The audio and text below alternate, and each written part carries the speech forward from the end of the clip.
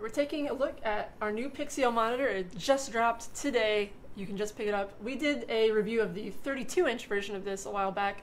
Does not have as much pixel density as this one, and this one is 34 inches. Yeah, the thing that I like about the 32-inch Pixio is that's what you actually use at home. It is what I use at home, and I use it at home because I don't really care that much, and also I'm blind, so it doesn't really make a difference.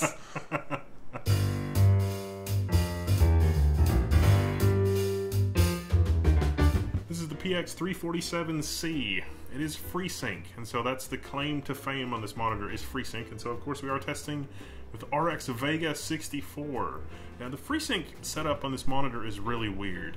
It is 80 to 100 hertz in the 100 hertz mode, so you got a choice. Just the built-in refresh rates is you can pick 60 hertz or 100 hertz refresh, and in FreeSync it'll do 80 to 100 hertz, and it'll do 60 to 80 hertz in the 60 hertz mode. So the FreeSync range, I was hoping for something from like 43 FPS to 80 or something, but you know, even the really high-end FreeSync monitors, you know, will have like a 60 to 90 hertz FreeSync range, so I'm not really sure what to make of that. The monitor, the foot here is actually like a metal, and it's very matte. This is plastic, also matte. Not quite as luxurious, but I think it's pretty nice overall though still. How is it as far as fingerprints go? As fingerprints go? I mean, it doesn't hold a fingerprint as much as I have another stand at home that's like silver, and lots of little fingerprints all over it all the time because I'm constantly adjusting it. Now what about the on-screen display, the on-screen menus? Because you had to configure like FreeSync and a whole bunch of other stuff. Yeah, I didn't care for that. It's a little hard to design like a menu for something like this where you have limited input, but the highlight colors and things of the menu, it was a little hard to understand, like, is this on, is this off? Do we need to move it? Is the on-off state actually on or off? It wasn't great. Yeah, we turned on overdriver, and we also fiddled with FreeSync. FreeSync is on by default on the monitor, but the whole FreeSync ranges thing where we're like, well, maybe we should turn on overdriver and do some other stuff. It was a little fiddly knowing when you had actually turned something off and when you were just moving the cursor. Yeah, it's not great. It's because it's like too light of a blue. In terms of inputs for this monitor, it has one dual-link DVI, one HDMI, and one DisplayPort. We did all of our testing with the DisplayPort input, so there you go. The one thing that is a little bit odd about this monitor is there is no VESA mount. It's just got the foot at the bottom. So if you want to do monitor arms and stuff like that, you're kind of out of luck. No monitor arms for you. Just flat on the desk. A little harder to test. Maybe that's why they use the black metal. So you wouldn't see, like, if you do get fingerprints on it, it's not a big deal.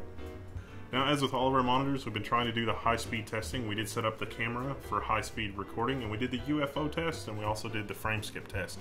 Happy to report at 100 hertz, no skipped frames. At least in our footage, it looks like the display is actually running at 100 hertz. And also, like, in terms of the input, but also in terms of like the LCD response time. This is one of the best response times that I've seen on an LCD panel in terms of like not illuminating more squares than it's supposed to be. This display really is running at 100 hertz. So that plus the FreeSync range, if your card can push that range at the native resolution, which on our Vega 64, at least with PUBG testing, a bit of a stretch.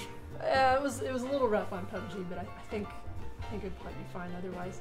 We also did color calibration testing, which that was pretty exciting for me. It was the first time I'd ever got to use our color calibrator.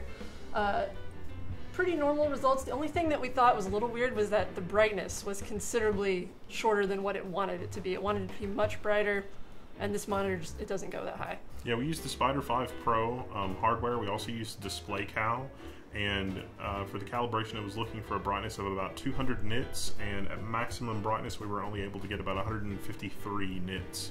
So your mileage may vary.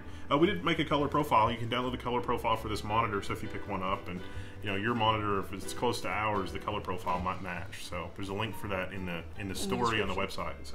So what's the verdict? Well, I think honestly the monitor is really great. I think the only thing that really hamstrings it is the FreeSync ranges, even when combined with Vega 64. Vega 64 should be able to push more frames, but our experience is I think most people are going to be running it in that 60 to 80 FPS window, not 80 to 100 unless you're playing like Rocket League. Yeah, we tested it with PUBG, which is Battlegrounds if you don't know it. We played it, we tried it at Ultra at first, and it was just stuttering way too much with our Vega system. So then we lowered it down to medium, and it played a little bit better, but we were still getting quite a bit of stutter, which was not fantastic. Yeah, the frame rate was right around that 60 to 80 FPS. I'm sure with a little bit more tuning, we could get it to run in that 60 to 80 FPS range reliably. But 80 to 100 with Battlegrounds on Vega 64 for FreeSync, FPS shooter, you know, you need that accuracy, you can't stutter all the time. A little bit of a challenge. Now, if you're not planning to use FreeSync, if you're not planning to use this with an AMD graphics card, then you don't have to worry about that. If your graphics card can push 100 FPS in whatever game you want to play, then you can just use VSync. You don't need FreeSync and everything will be fine. But for the FreeSync people out there, I think you're going to want to use the 60 to 80 FPS range.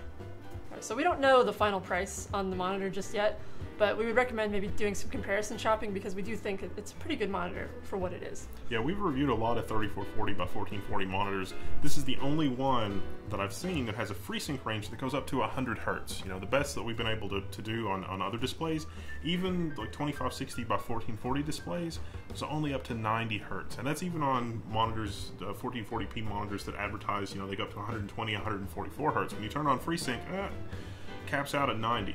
This one caps out at 100, but the low end of the FreeSync range is a little disappointing. So it's going to be comparison shopping. It's going to be run the numbers on the games that you plan to play to know how the system's going to perform, to know whether the monitor is a good choice for you. There's really not a lot of competition when you're talking about the higher end of that FreeSync range. So yeah, check it out. Leave a comment if you think you want to pick this up. Let us know if you find a good price on it. Or if you did pick it up and stuff happened or stuff didn't happen, take pictures, share, it'll be good. Yeah. I'm Wendell. I'm Krista. And you can find us in the Level 1 Text forums. Bye!